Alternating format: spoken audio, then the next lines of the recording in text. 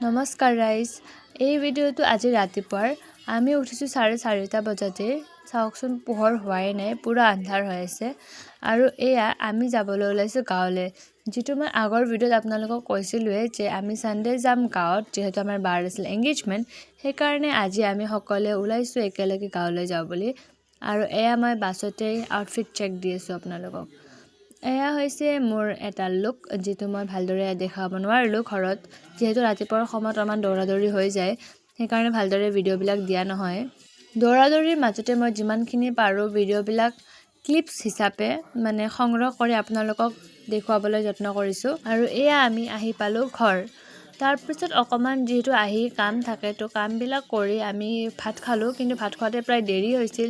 আৰু তাৰপিছত আমি গধূলি গ'লোঁ এয়া কইনাৰ ঘৰলৈ, য'ত মেহেন্দি লগোৱা ষ্টাৰ্ট হৈছিল। আজিলৈ ইমানেই, কাইলৈ এংগেজমেণ্টৰ ভিডিঅ' দিম, চাবলৈ ছাবস্ক্ৰাইব কৰি থ'ব, বাই।